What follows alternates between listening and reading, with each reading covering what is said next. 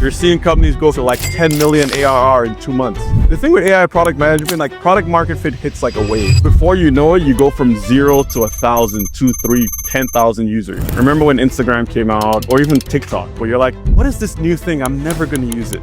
And then before you know it, it's part of your life. That's kind of like what AI is. Every CEO right now is using AI. Technical things are not really fears anymore. You really, really need to like get your hands dirty, get a little bit more technical than you've been before. The AI part has really democratized a lot of these things. It's a lot easier to code and get your ideas out, which makes it great. I think what's the most important thing now is just share creativity. Creativity is king right now. Stay curious. Everything changes every single day. It moves super quick.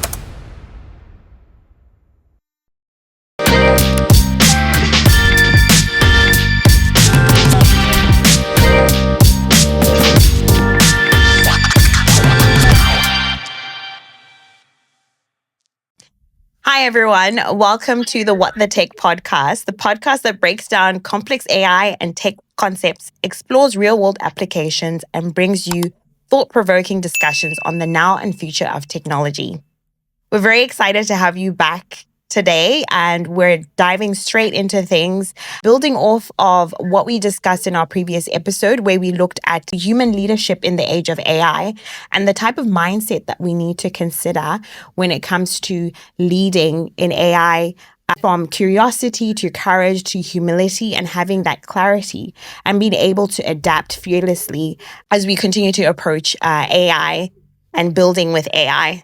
Today, we're going to be diving a little bit further into this journey and really looking at how we are building. So we've talked about leadership. Now we're going to go into leadership at the building level. How are we leading when it comes to building these AI products or these AI tools, and what it takes to succeed within this space? So today, our guest is an expert within his domain, and he's going to lead us through the journey of product management within the AI space. Welcome, Abe. Hey, everybody. My name is Abe. I'm a PM or product manager working in the AI space for almost a decade now. So I worked at Microsoft for a bit, worked at Databricks for a bit, and now I'm back at Microsoft working. So super excited to talk about AI product management. And yeah. Awesome. Yeah, and I think I've heard it before when they say the PM are actually like CEO of the actual product. So I think we got the right guy for the job today. Yeah, exactly. All kinds of words, like like when people call me an expert, is I kind of get shy. Like, me? Is it like, because when you look at yourself in the mirror, you're like, oh wow, I guess I've been doing this for a while now. Yeah, exactly. There's always that little bit of imposter syndrome, Right. but I guess a little bit keeps us grounded, keeps us within that humility space. But yeah, we're very excited to have you on this episode today, because I think a lot of our audiences, maybe they're within the tech space, maybe they're within the product management space, and they want to understand what the difference is really when it comes to building with AI or building AI products. So we're going to start off with, discussing your journey within the product management space. How did you end up becoming a product manager within AI? Is it something that you had like purposefully pursued, or you kind of ended up falling into it, so to speak? Yeah, it's a great question. And I can come and lie to you. I'm like, yeah, I plan to go in AI. This is exactly what I did, but nothing was planned. Like, I've been in AI since 2017. So as I said, almost a decade in this space. None of it was planned at all. I'm actually software engineering and management major. So basically did software engineering in school, plus another major in management, which is basically business, economics, all that kind of stuff. And back when I was doing like through university, everyone was like, this is a weird combination. Why are you combining tech and business? Doesn't really make sense. Right. So I was really going into software. When I did my first interview at Microsoft, after all the interviewing, they actually recommended I become a PM. So that's how I got into PM to begin with. So like, I was always a software engineer at heart. And then after that, and I started working and I'm doing the PM, I randomly just got assigned to the Bing team. Back in 2017, Bing was one of the biggest AI platforms in the world, second only to Google, right? Because obviously Bing, Office, all these things all need AI. So I was on the infrastructure team on Bing. So I watched that Bing team go from being internal team to like something else to Azure machine learning and now to like Azure AI Foundry, which is one of Microsoft's biggest things. So like when you see AI Foundry, you see OpenAI on Azure, all of that is from that team. So like I didn't plan it, but like how to say God's plan. So I'm here and I'm taking advantage of it. So yeah, that's how I got here. But it's one of those things I was keen to. I saw back in 2017, like there is a path here to everybody's going to be using this thing. It's awesome.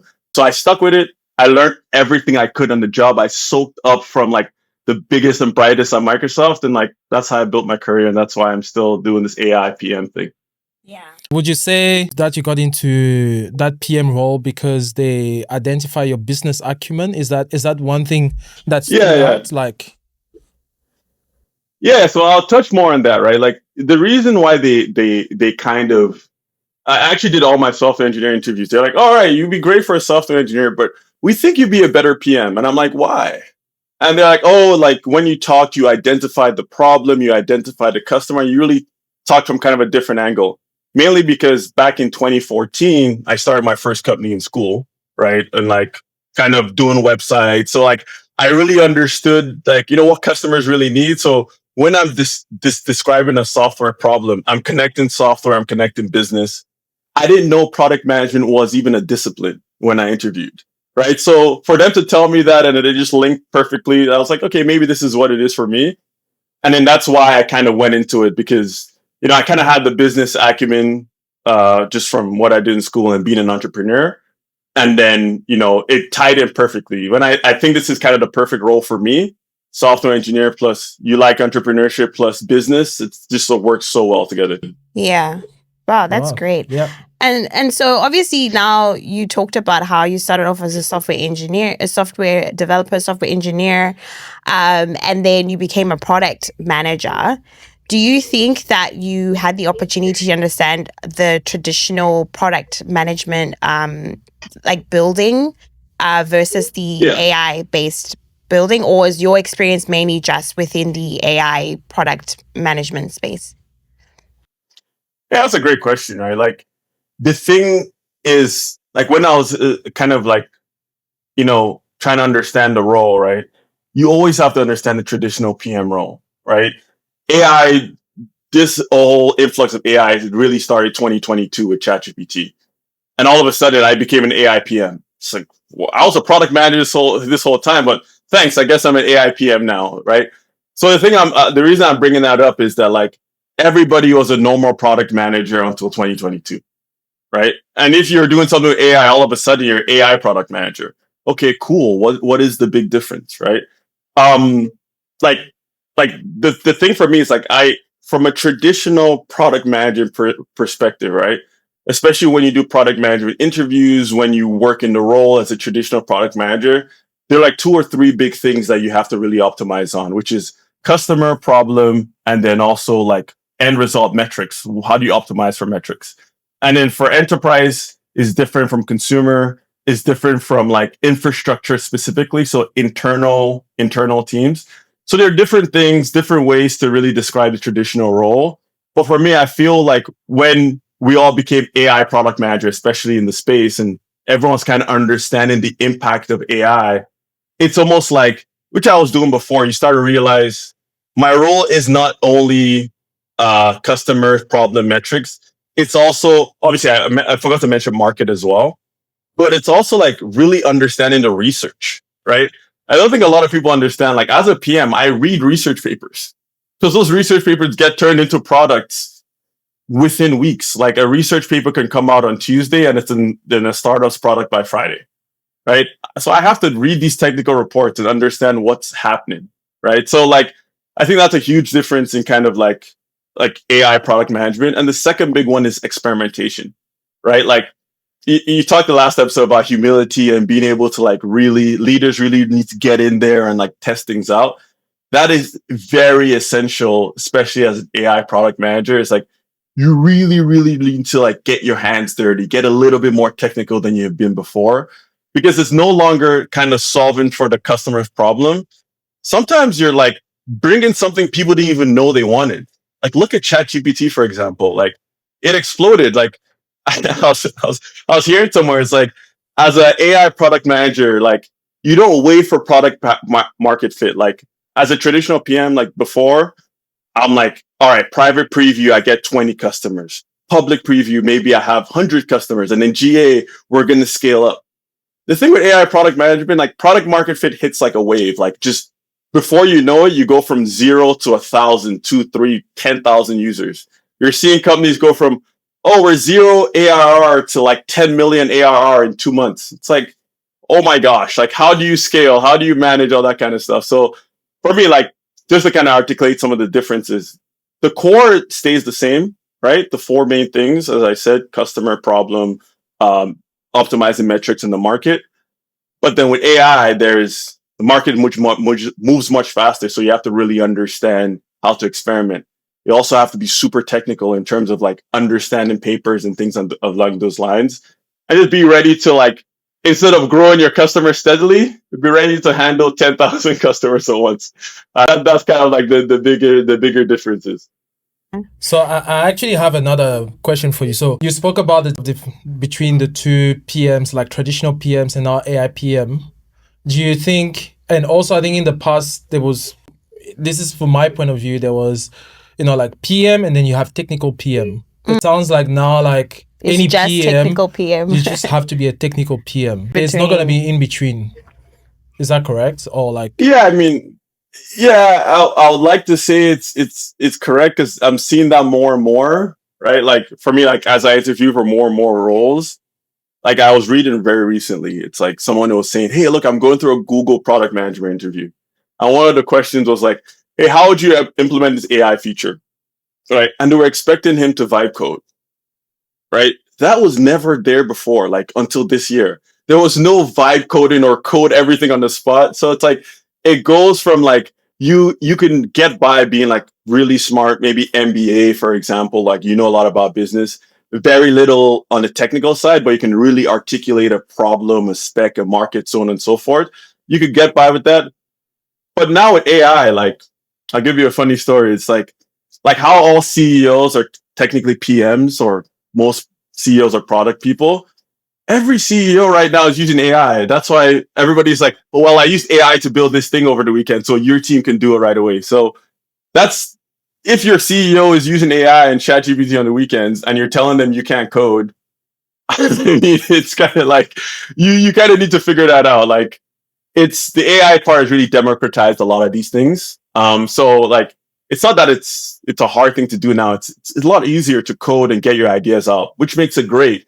But I wouldn't want to scare people and say you have to be technical. It's like, you actually have to be curious, right? You guys mentioned, like I said before, in terms of like humility and being able to be like, I don't know this, but I asked ChatGPT and ChatGPT did this random thing for me, or I used any of the vibe coding tools. This is the idea I want to build. What do you guys think? You need to be able to do that. You can't just be like, well, I don't know Python, so I can't show you my idea. All right. You kind of have to really get in there. So yeah, to your question, right? Product management versus TPM. There's now a blend because everybody's technical now, right? Like, like, my mom, when she understood ChatGPT could make posters, like, she's a real estate agent. So I used to make posters in Photoshop for her growing up. That's how I really got into like the technical space of things. She just makes the best posters, right? Just with ChatGPT. So what I'm trying to say is that, like, she's not technical whatsoever. She just wants to get her message across. But a few prompts and just like hacking away. And I asked her, I was like, how long did this take you? She's like, yeah, maybe 100 times. I'm like, oh my gosh. But she's like so determined to get it done. So you see what I mean? So it's like, what I'm trying to say is that, like, people shouldn't be scared of that technical word. It's like, that's the fun part of the job, like bringing your idea to life. Now it's so possible with things like ChatGPT and so on and so forth. So spot on, because I know I have also a funny story about how, because, back in Africa, people are kind of like not too much into AI yet, but my brother, I showed him, I kind of like, because, I'm doing heaps of AI here in Australia. So I've exposed him to, like how to use ChatGPT.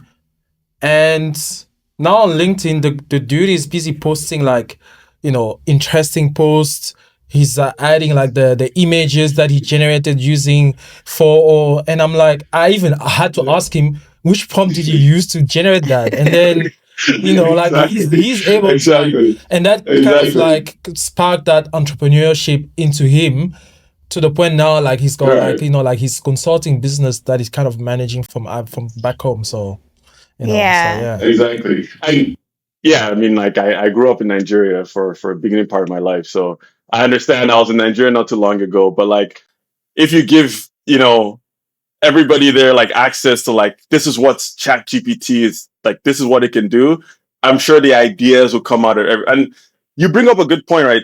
That what I was going to mention is like the last difference I didn't fully mention between AI PM and PM. You use the word technical PM, but I think what's the most important thing now is just sheer creativity, right? Because you can bring anything to life, as you said, like with your brother. It's like he can now bring anything to life. So technical things are not really fears of his anymore. So like now it's more of like, as a PM, how creative can you be? Like, how can you solve the problem well in a very creative way that like someone can't just do on ChatGPT? Like that becomes the real challenge, and that's where experimenting comes in. Right. That's where the humility comes in. That's where the like real tinkering entrepreneurship mindset really, really comes in. So I wanted to like add that in as well, because I think that's an excellent point. Creativity is king right now. That's correct. Yeah. And so like if there's somebody starting off their journey today as a product manager, like they want, whether they want to study something or they want to transition into that kind of role, what would you say would be the recommended steps or the kind of skills gaps that they need to consider to close off so that they can get into that type of role? Yeah, I mean, I think what most people expect me to say is like, take course A, take Google, Microsoft course B.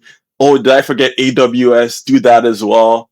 But honestly, I think in this age right now, like no one knows what the future is. Like no one actually knows. That's the truth. Like you can't really, no one can predict it. Like schools, courses can tell you, I'll show you how to build AI, but like we're literally all building from papers that were written 5 days ago, 10 days ago, 6 months ago. Like a startup releases something like on Monday, another startup is doing it on Friday, right?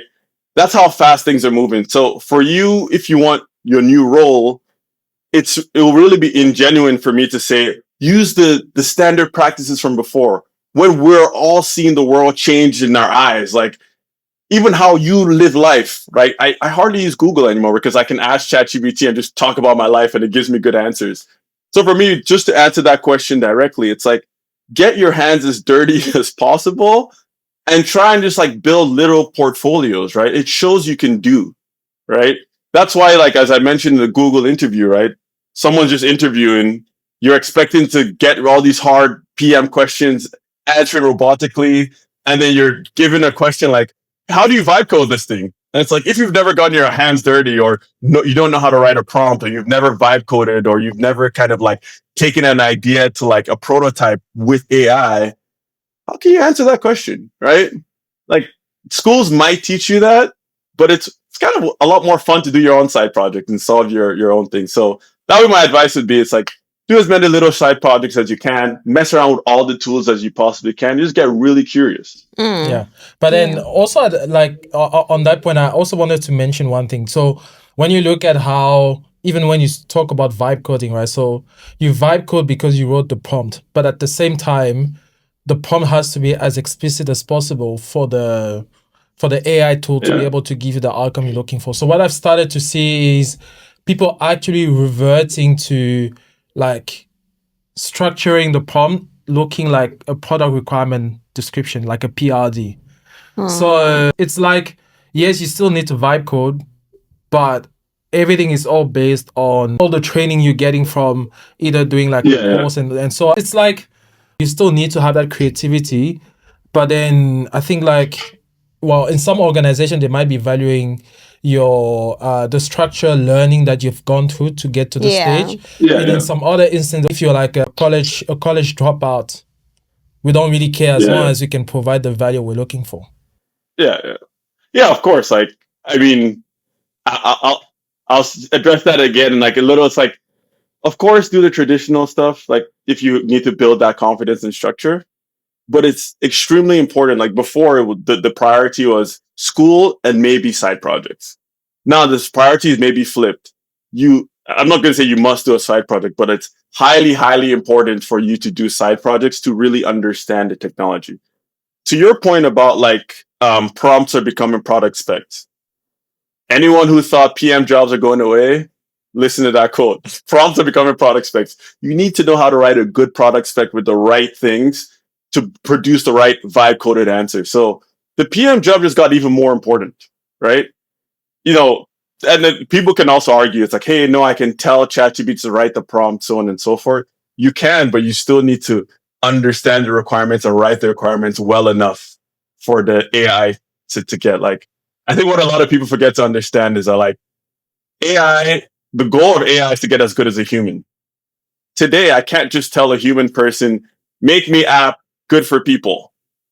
It's like, like there's a reason I write specs to begin with. So it's like, I still have to write a really good spec to give the AI. So it's like those skills, those core skills are still very important.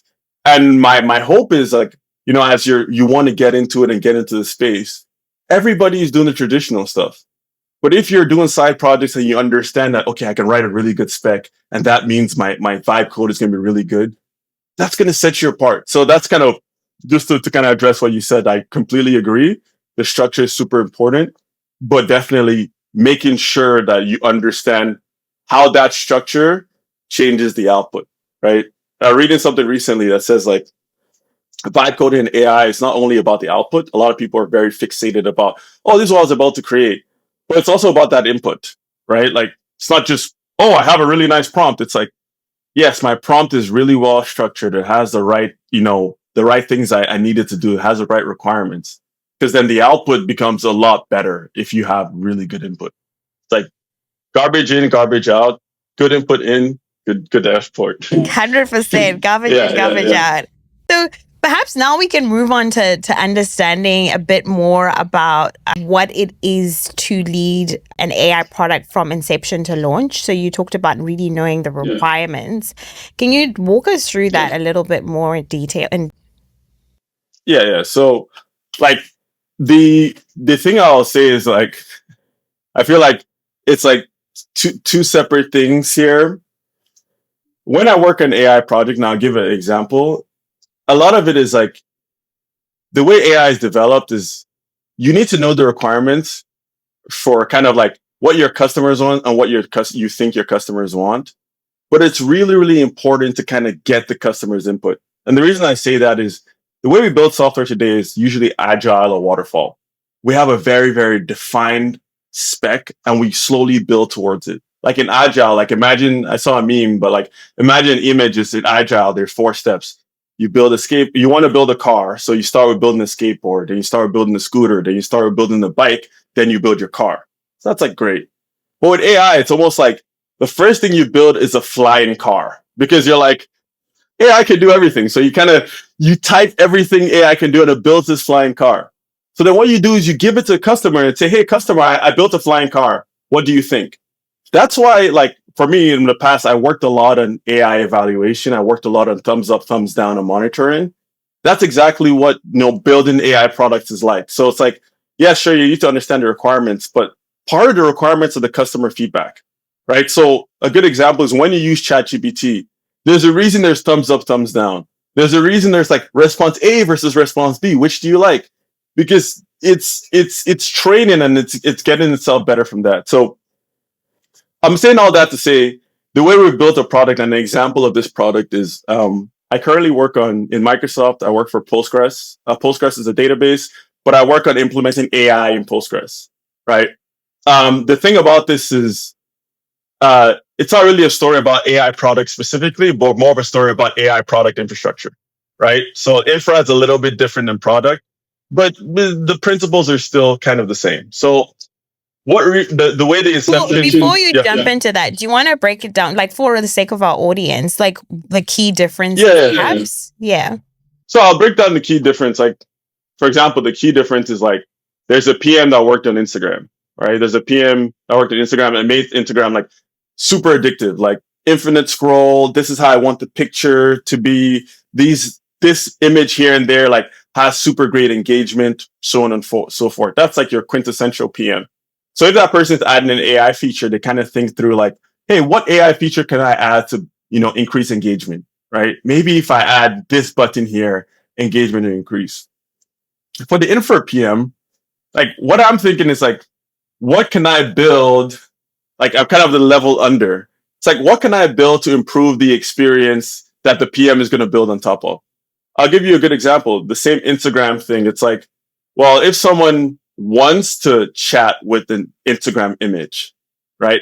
What models are they going to use? How fast is the response of that model is going to be? What can we light up on the infrastructure side so people can actually get that experience? Like if someone on Instagram itself, like wants to do a AI search on comments and say like, oh, which comment talks about, about this image in a nice way.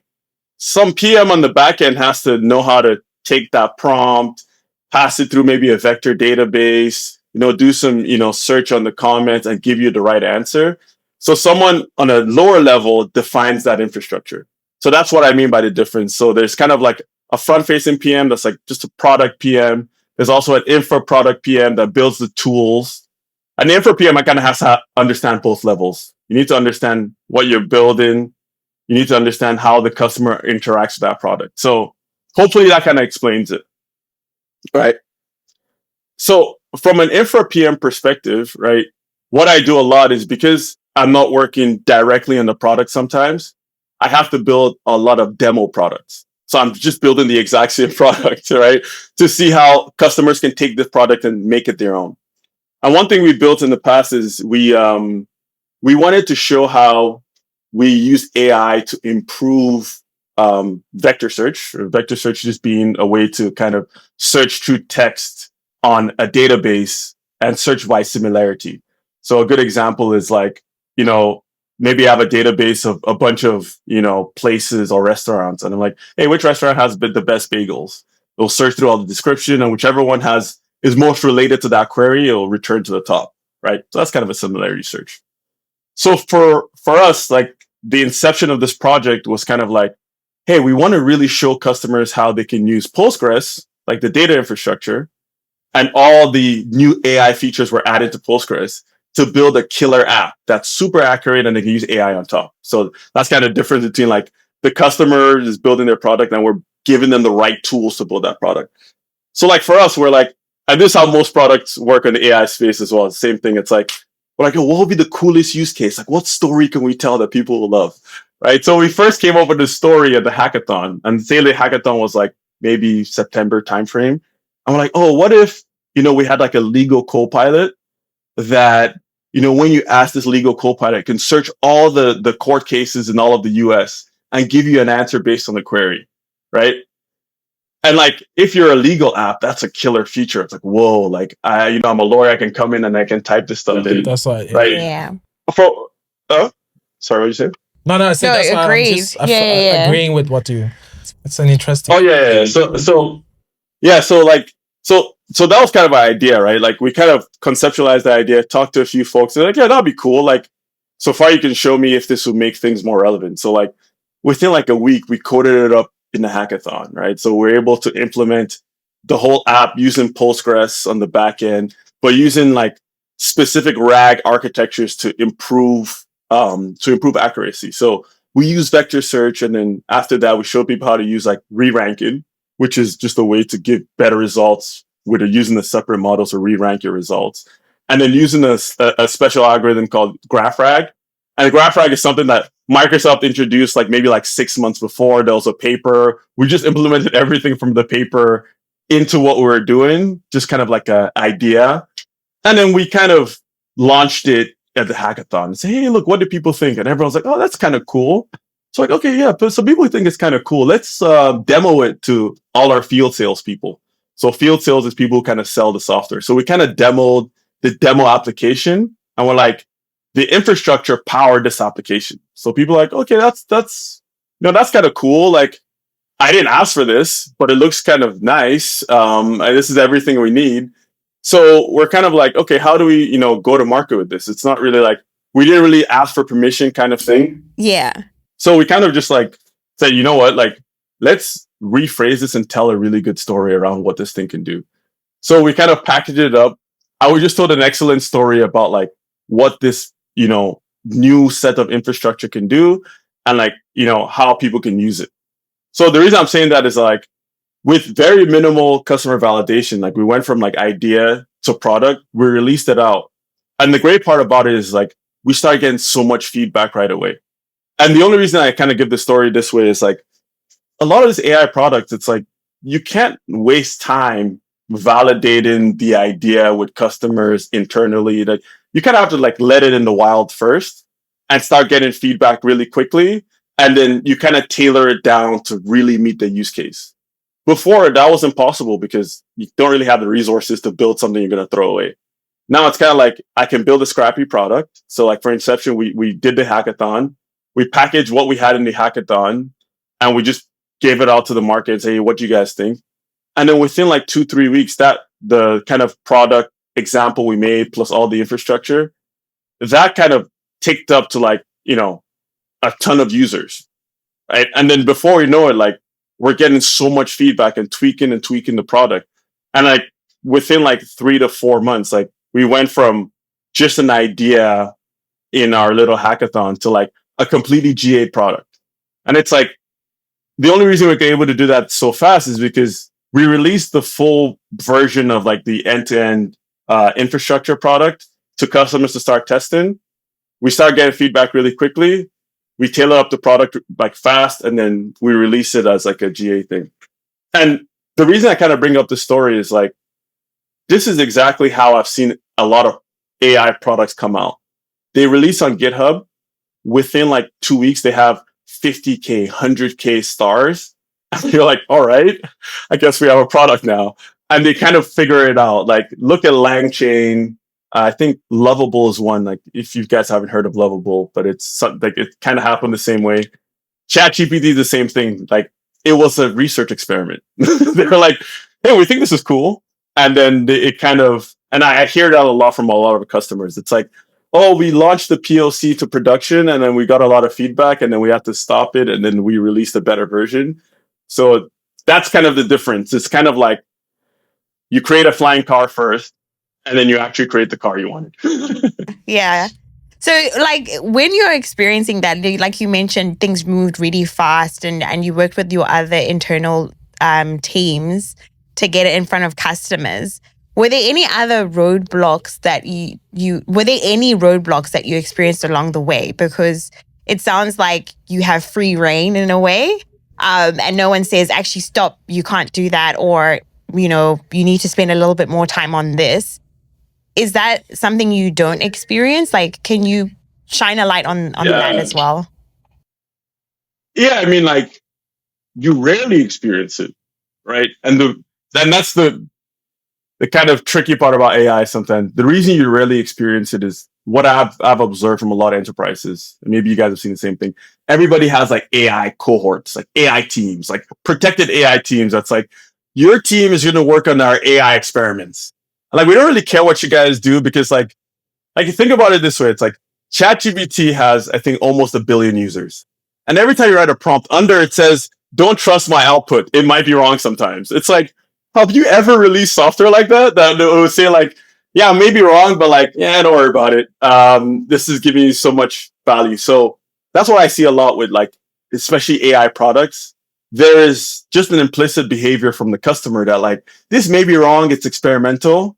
So like, let's try it out. So in terms of roadblocks in that way, a lot less. Of course, there are roadblocks around like responsible AI, ethics, aligning with different teams on like security, exactly, align with different teams on what gets released.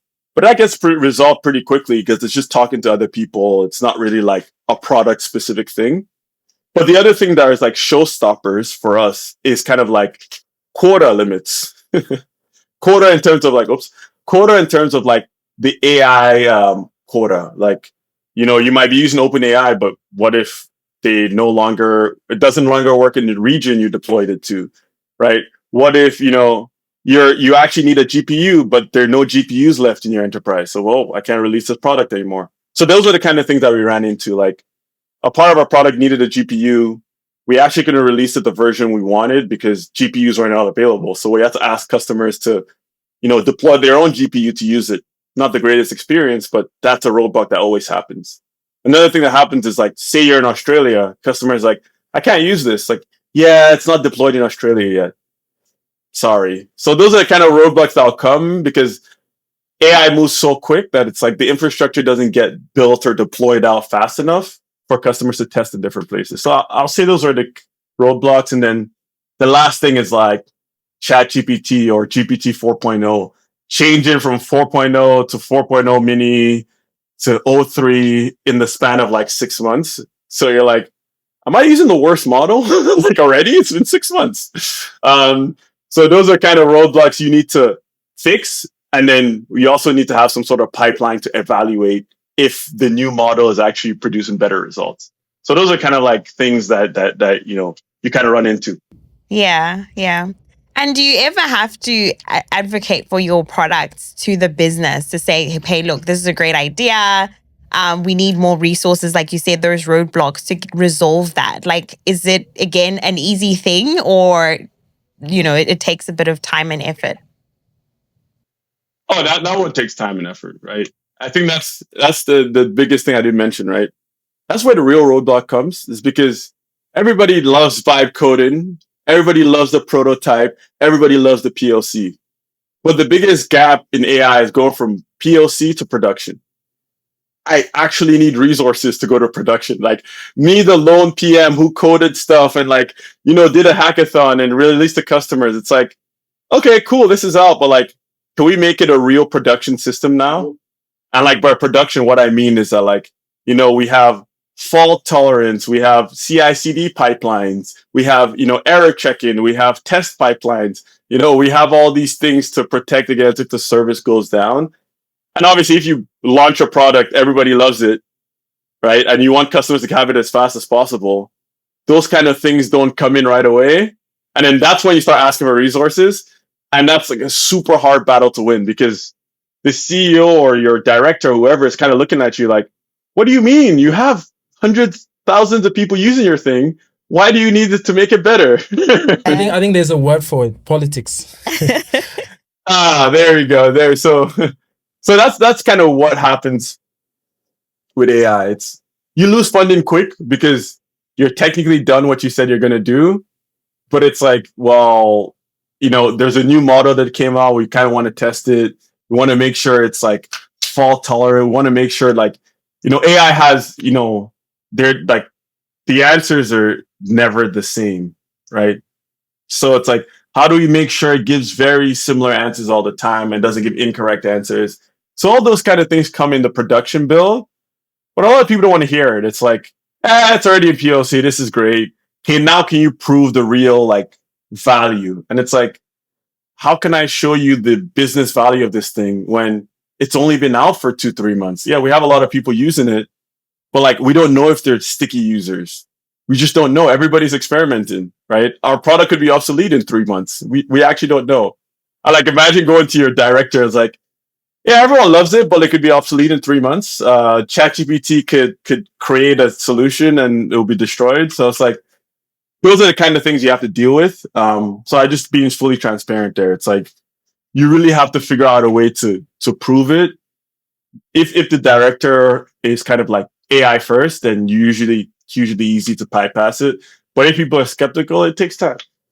So I wanted maybe if you can take us through this little scenario. So when OpenAI, I mean, I love what they're doing there because I think their PM must be on steroid because every release. So OpenAI as a platform or ChatGPT, it started off as this really stale chatbot, and then over the years they kept on adding little features here and there. They kept on adding little things here and there.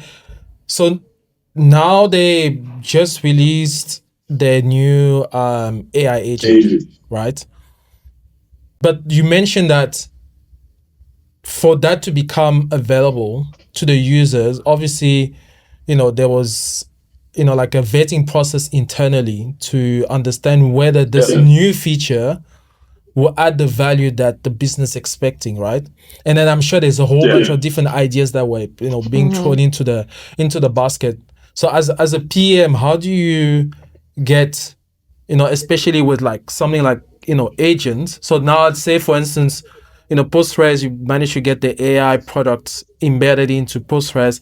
Now all of a sudden, now people want to have agent into Postgres. How do you, like, even though it's still a fairly new technology, a fairly new, like, feature, and it's not like it's exciting, but we haven't seen numbers in terms of like, like adding value or like creating that, profit to the business. How as a PM you convince your internal, you win that internal battle for your feature or your, your products to be out there. Yeah, I mean, that's a great question. And like the way I've seen it solved, even in my team, and then most other team, even with ChatGPT, everything is experimental, right? If you've noticed, like when ChatGPT came out with like they had deep research and they also had operator. Operator and deep research are both experimental. Even Notebook LM is experimental. So what happens is when you slap an experimental tag, it's kind of like, it's like, hey, look, like it's experimental. That means the customer's expectation have lowered a lot. So it's like, yeah, so like if it dies, it dies. Just give us a chance to build to prove the value. So a lot of the times, like a lot of AI products, even if it's like kind of like if you look at AI, the AI world today, everybody has an AI thing. Everyone's just like throwing things at the wall and like hoping it sticks. But that's the strategy right now, right? It's kind of like, okay, if it's but that's the two-edged sword. Okay, you can release it if it's experimental. But because it's experimental, we're not going to give you resources to make it production. So it's like you can get it released for experimental, but when it's experimental, that's when you really need to prove the value. So like I said before, especially with building AI products, you get out your nice product really quickly, right? But what ends up happening is because it's out really quickly, you need to have a lot of effort to like interview customers, get feedback, improve like the evaluation of the system, and make sure you're tweaking the system where you have users who stay, like retention on your users, and keep growing it. To your point about OpenAI agents or ChatGPT agents, like I read the blog about it, and what they basically said is like, hey, look, we released deep research and operator back in January, so 6 months ago. But they're like, both operator and deep research are doing very similar things. So we just combined the products. So basically what they did is they released two experimental things. They let customers mess around and give feedback for 6 months. And then probably like by month 3, they're like, oh, we need to start building something new, or like month 4. They start thinking and building something new. And then now they have a new product. It's also kind of experimental. Trust me, in like 3 months or 4 months, they'll have something else. So it's like, these seem like full-fledged products, but they can throw it out and replace it with a brand new one that's better because the technology gets better in 4 months. That never happened before. Yeah, wow.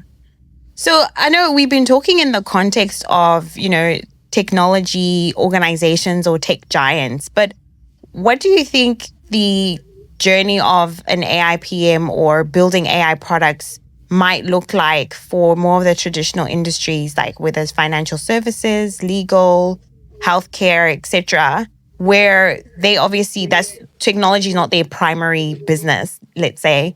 Do you think that they could still build AI products with the same mindset of, potentially like fail fast, agile, experiment?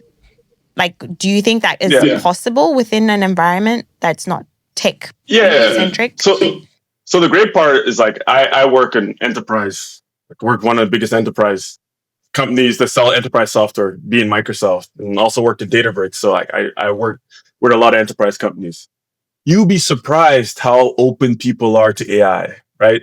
So I have talked to a bunch of customers, like tons and tons of customers, about their internal systems. And like, hey, like, how are you guys implementing AI? Whether it be legal, whether it be finance, whether it be car sales, anything, right? What happens in those, or what I've heard happens in those companies is every single one has something called a center of excellence. something along those lines. Center of Excellence, AI specialty team, something along those lines.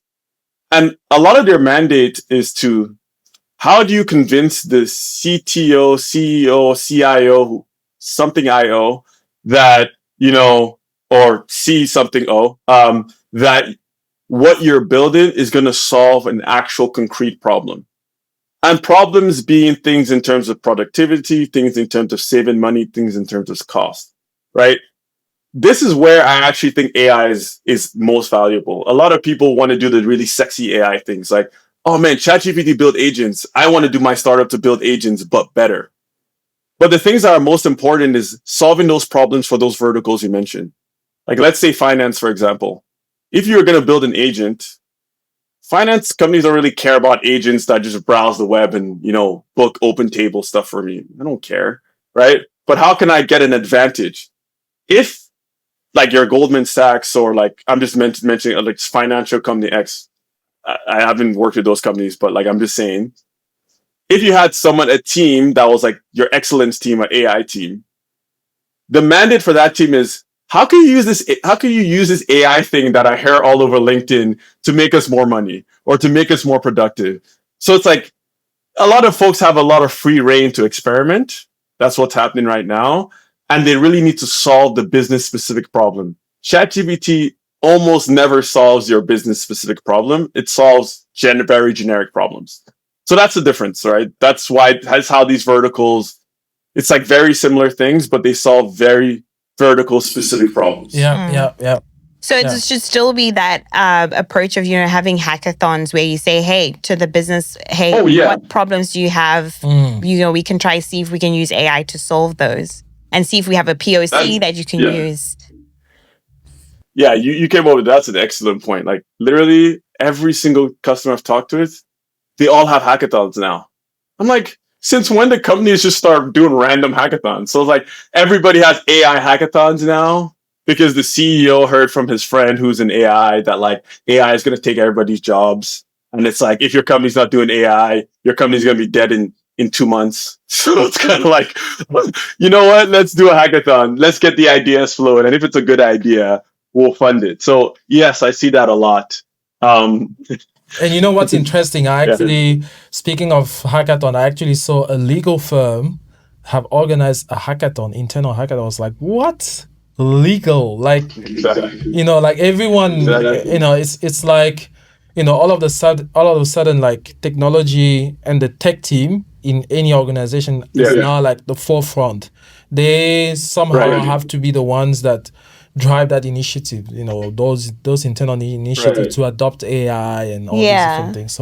So when they say organizing a hackathon, it was literally pairing a couple of like legal guys with the tech guys. So those are like the type of teams that were being formed to actually, start, coming up with a brilliant idea that they can implement internally. So yeah. You mentioned a good point that I didn't come up with. Every time I would talk to a customer that's not a tech focused company, they always have that. They always have a subject matter expert. They know a lot about the domain, but they know nothing about AI or tech. So for example, legal, you have a lawyer that works with a tech person. Finance, you have a banker that works with a tech person. So on and so forth. So it's like, even like I've seen construction companies. It's like, really, construction? Like work with the person who's a foreman works with a tech person, and they're kind of like, oh, wait, can it do this, that, and the other? I saw a story the other day with will.i.am. So will.i.am actually designed an AI product for Mercedes-Benz, right? I'm like, wait, how did will.i.am do that? So if you watch the video or like you look into it, basically the way the car is built, electric cars for Mercedes-Benz is built, is like when you press the pedal, it makes a fake vroom vroom sound, right? Just because that's what everyone does. Well, will.i.am being a musician is like, well, if you guys can make any sound you want, why are you making the vroom vroom basics? That's so boring. Like, can we do something that's more musical and like creative? So he paired up with like a bunch of his engineers and like Volkswagen. And like if you search it, check it up, it's like Volkswagen now, like the very like or Mercedes, I'm not sure which one. I think it was Mercedes. But the very like high premium brands, as you drive the electric cars, when you drive, you make music as you drive. Because will.i.am came in with the subject matter expert on music, tied it with AI, and gave a really novel output.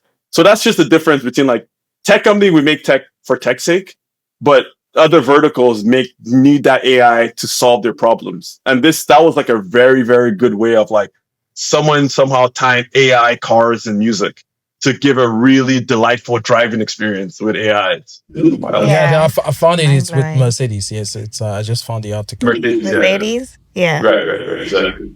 Wow, that's mind blowing. Definitely, like anything is possible now, and I think it's just having that understanding that you shouldn't be afraid of the time that you need to take to experiment. It's not just like you have to have the answers today. You must take time to experiment. You never know what you'll create. Yeah, that's correct. Yes. Yeah. I mean, I'll just to quickly jump in there. It's like what I'll say. It's like AI is kind of like it's a brand new app that just came out. Like remember when Instagram came out, or Snapchat came out, or even TikTok. I think TikTok is the one that relates to most of people. You're like, what is this new thing? I'm never going to use it. And then you find yourself like, oh, whoa, this is kind of cool. And then before you know it, it's part of your life.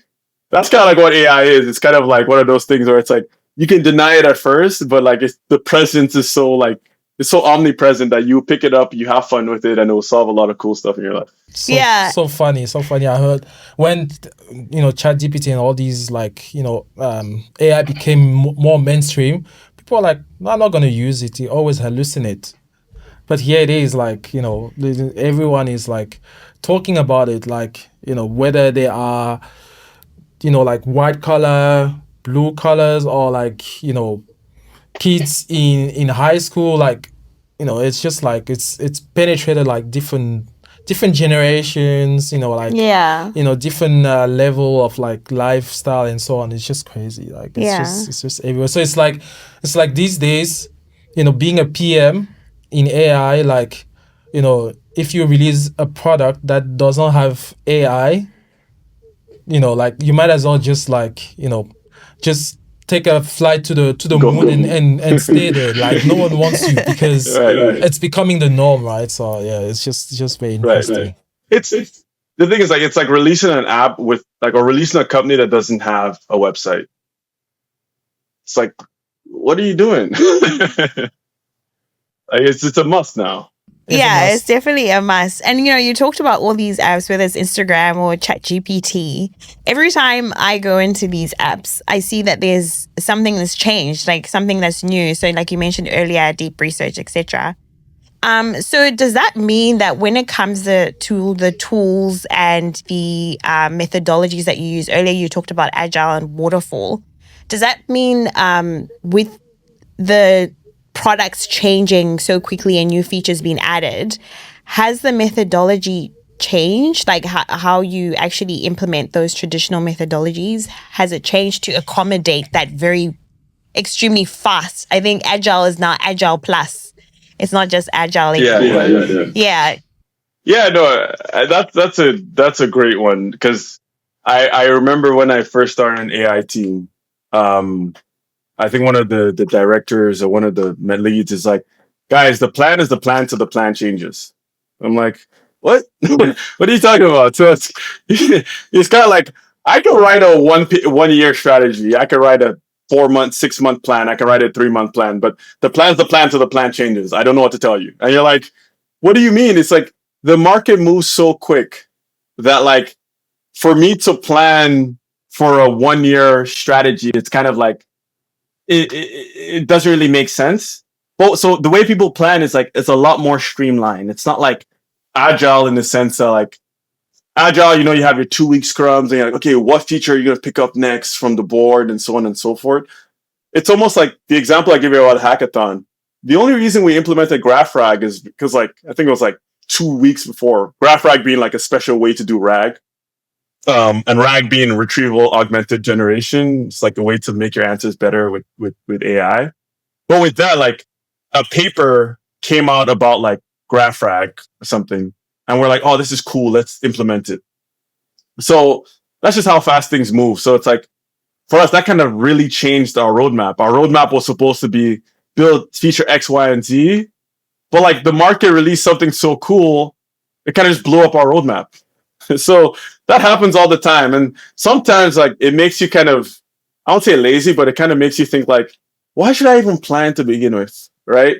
So so now I'll say, just to fully answer the question about agile. So now what we kind of do is we kind of have like high level, we call them, most people call them big rocks, that you want to move during that semester or that time period of like, hey, those big rocks are usually tied around problems rather than features.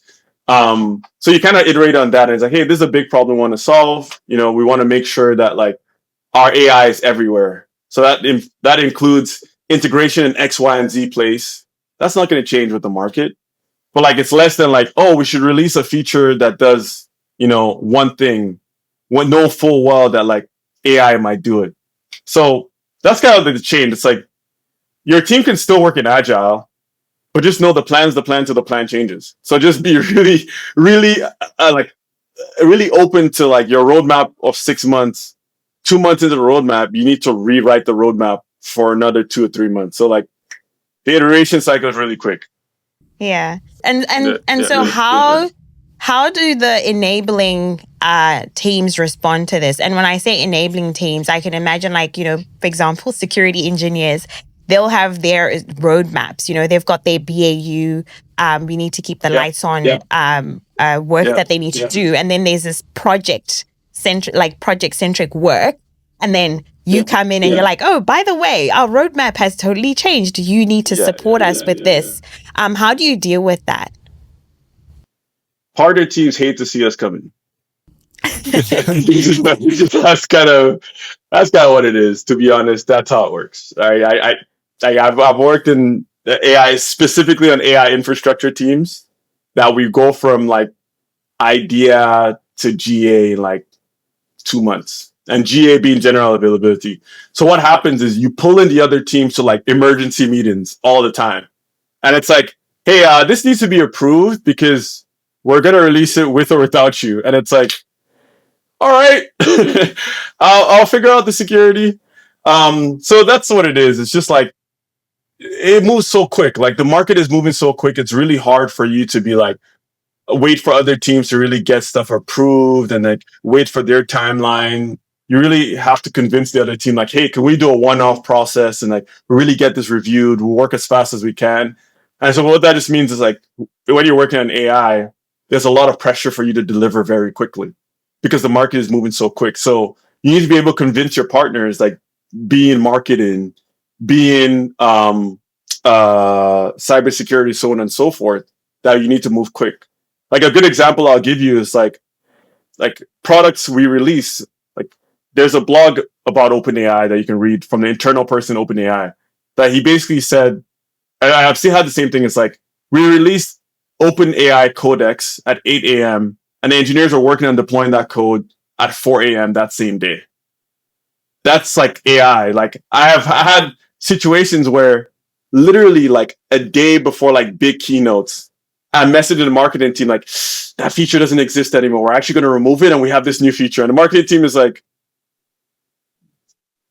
I'll add it. So I try my best to be as like collaborative as possible because like it really goes back to the human aspect of things when it comes to AI. Like it needs to be really adaptable, collaborative, and like let people know how fast things are moving.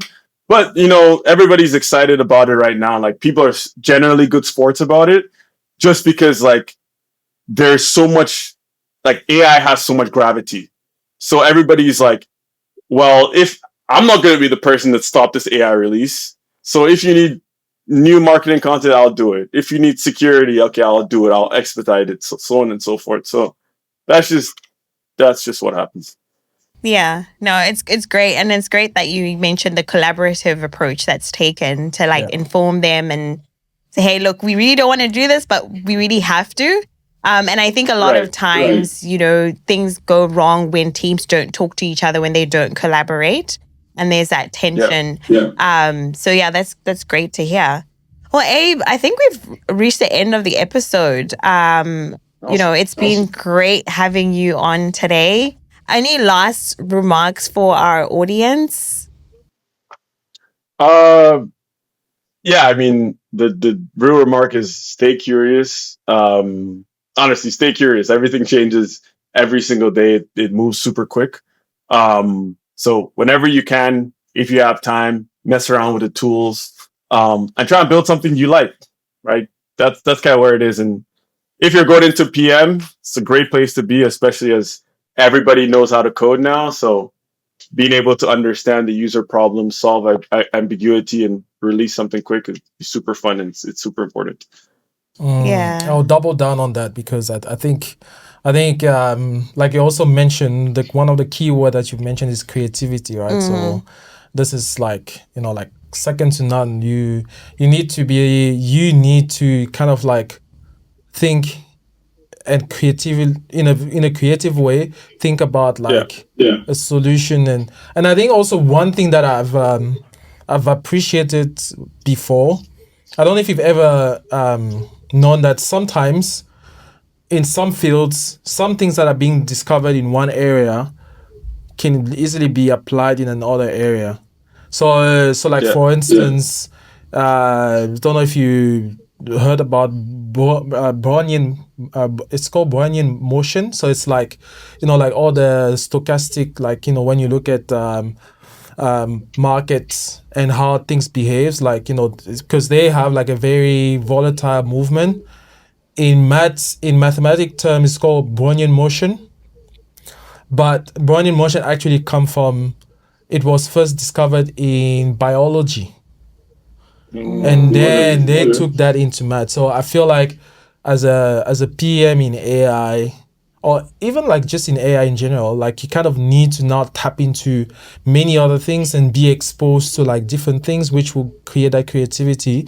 And you can literally borrow like, an idea that you've seen in another industry or in another area, in another team, and then be able to apply that to solve like a specific problem that you have. And AI just helps you to like quickly see whether that idea you have is actually can lead to an actual outcome, tangible outcome. Yeah, no, that's I even forgot to mention that. It's like one thing I'll say is really critical in AI is like you need to have friends outside of AI.